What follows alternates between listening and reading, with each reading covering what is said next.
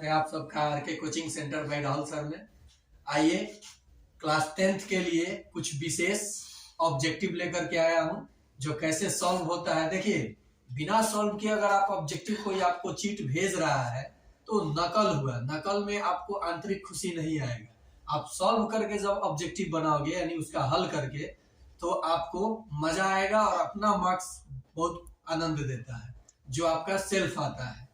तो इसमें टाइम भी बचाना है और ऑब्जेक्टिव को सही से सॉल्व भी करना है। तो आइए स्टार्ट करते हैं। देखिए, ये प्रत्येक दिन मैं 10-10, 20-20 का सेट लाऊंगा। अगर ये आप बना लिए तो आपके परीक्षा में इससे बाहर कुछ नहीं पूछेगा, ये मेरा गारंटी है।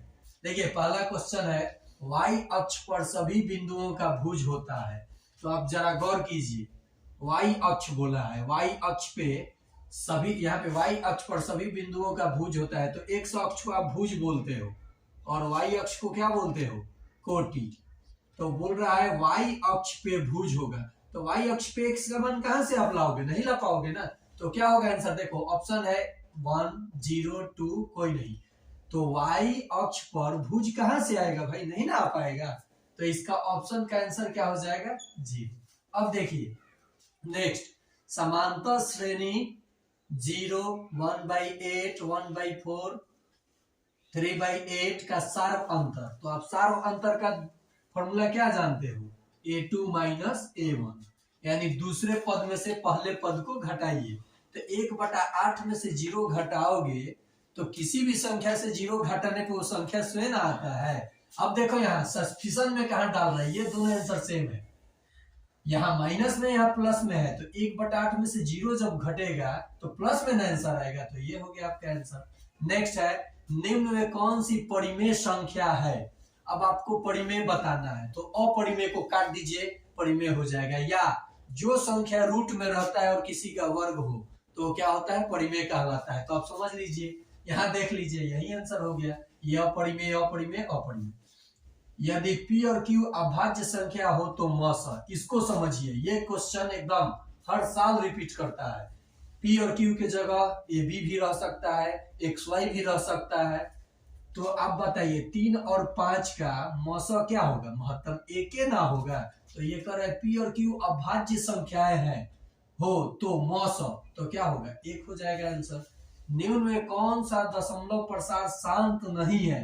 बच्चे पढ़ लेते हैं शांत है। इसमें देखिए शांत नहीं है दे रहा है, तो यहाँ भी 0 दिख रहा है, यहाँ भी 0 दिख रहा है, यहाँ भी 0 दिख रहा है। इसे आप P/2 के पावर n इंटू 5 के पावर m में बदल सकते हो। अतः ये शांत हो गया, ये शांत हो गया, ये शांत हो गया। आपका कौन सा हो जाएगा, ये वाला आंसर C। नेक्स्ट देखिए, निम्न में कौन सी प्रायिकता का मान प्रायिकता नहीं हो सकता है। तो प्रायिकता आप जानते हैं, हमेशा प्रायिकता का मान 0 और 1 के बीच आना चाहिए। तो यहाँ देखिए 25% का मतलब होता है 1/4, 1 से छोटा है, ये हो सकता है। 2/6, 1/3, ये भी हो सकता है। 3/4, ये भी 1 से छोटा है, ये भी हो सकता है। प्रायिकता का मान कभी भी 1 से बड़ा नहीं होता है। 3/2 लो आ गया ना आंसर, 1 से तो बड़ा हो गया, तो नहीं हो सकता है। तो ये हो गया आपका आंसर। फ्रैक्शन 14, 15, 13, 16, 14, 14, 15, 14 का बहुलक है। तो आप लोग कहोगे सर मजाक कर रहे हैं, ये तो बहुत आसान क्वेश्चन दे दिए हैं। जो नंबर आपके फ्रैक्शन में सबसे अधिक बार आता है उसे हम लोग क्या बोलते हैं, बहुलक। तो आपको तो अब दिख ही गया होगा कौन सबसे ज्यादा बार आया है, तो 14 आपका आंसर हो गया। यदि दो वृत्तों के क्षेत्रफलों का अनुपात 81:100 है तो त्रिज्याओं का अनुपात यानी R, त्रिज्याओं का अनुपात। ये देखिए क्वेश्चन बहुत इंटरेस्टेड है, ये कॉम्पिटिटिव लेवल का क्वेश्चन है। जब भी आपको ये स्क्वायर के रूप में दिया रहे तो उसका स्क्वायर रूट निकाल करके आंसर बोल दीजिए। यानी इसका देखिए, इसका मैं ऑप्शन नहीं दिया हूं आप लोगों को जानबूझ करके कि मैं सॉल्व करके बताऊंगा। देखो बाबू, पहले के लिए त्रिज्या R1 मान लिया आपने, R1 का स्क्वायर बाई दूसरे के लिए त्रिज्या आपने मान लिया कैपिटल R2, कैपिटल R, इसका स्क्वायर। अब आपने लिखा 81, क्योंकि वृत्त का क्षेत्रफल क्या होता है, पाई R स्क्वायर, और ये 100।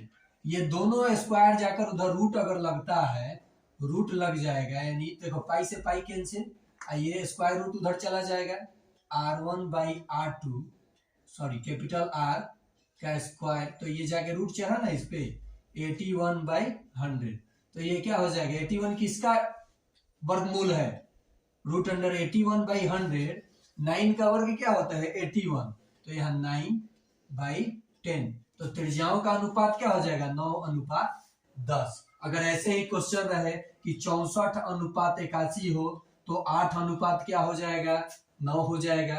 अगर यहीं पे क्वेश्चन आपको रहे, ये प्रीवियस ईयर में पूछा गया सवाल 4:25 हो तो त्रिज्याओं का अनुपात क्या हो जाएगा, इसका वर्गमूल बता दीजिए। टाइम बचाइए, 2:5, क्या मारिएगा 2:5 त्रिज्याओं का।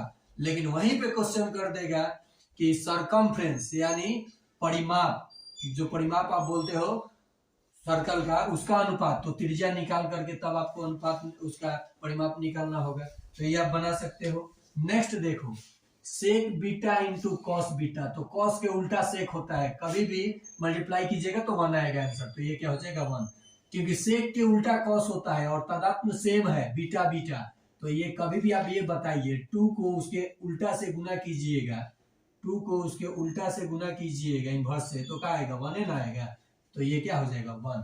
अब देखिए यहाँ पे ये भी मजेदार क्वेश्चन है, मैं प्रत्येक दिन 10-10 का सेट लाऊंगा आप लोगों के लिए, और आप ऐसे ही प्रैक्टिस कर लीजिए, आपका इससे बाहर एग्जाम में नहीं आएगा, ये मेरा गारंटी है। अब देखिए इस क्वेश्चन का आंसर हम लोग करेंगे, 2 sin alpha is equal to 2, तो अल्फा का मान क्या होगा, तो इसको सॉल्व कर लीजिए। अब देखिए ये मल्टीप्लाई में उधर जाके डिवाइड हो जाएगा, sine alpha is equal to 2/2, cut के आ गया 1। साइन कितने डिग्री का मान 1 होता है, तो आप आसानी से कहिएगा सर 90 डिग्री का मान 1 होता है, तो अल्फा का मान क्या हो गया, तो बोलिएगा 90 डिग्री। तो आज के लिए इतना ही, बाय माय डियर।